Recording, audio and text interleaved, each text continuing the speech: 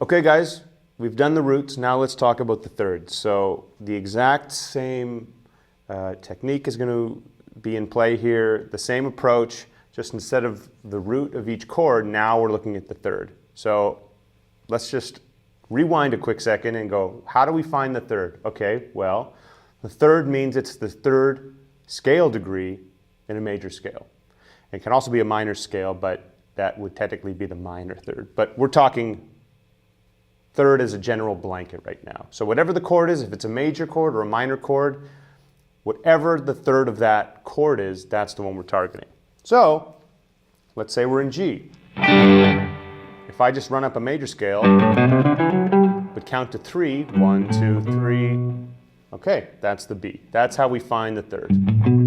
So in the song that we're going to do now, Sandy, just like our first one where the A section was a lot simpler and then the B section was a lot busier, we're kind of in reverse now. So the A section of Sandy is actually extremely busy. There's a lot of chords moving on. So we're going to go G, A minor, G over B, C, A over C sharp, G over D, B7 over D sharp, E minor, C. Now I know that might have just given you a headache.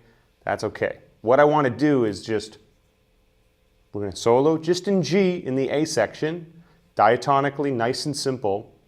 But when the B section happens, the chords are E minor, C, G, D, twice. So for that, we're going to solo in G, but when the E happens, E minor happens, we want to find, okay, what's the third of an E minor chord? So I'm going to play an E minor scale, third degree, 1, 2, 3. Okay, that's the G. So that's actually our root if we think relative major and minor. So let's go G, okay. Same technique as we used last time. We can use octaves,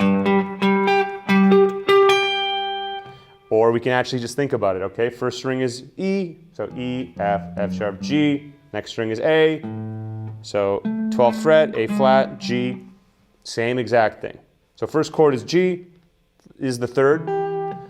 Next chord is C, so the third of the C is an E.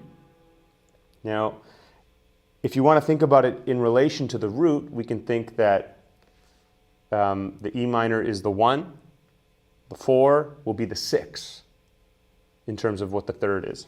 And then we have the G chord, so that's an easy one because we know our third is the third, which is the B. And then the D,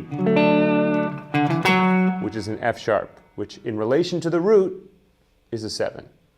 So again, B section, we want to target the 1, the 6, the 3, and the natural 7.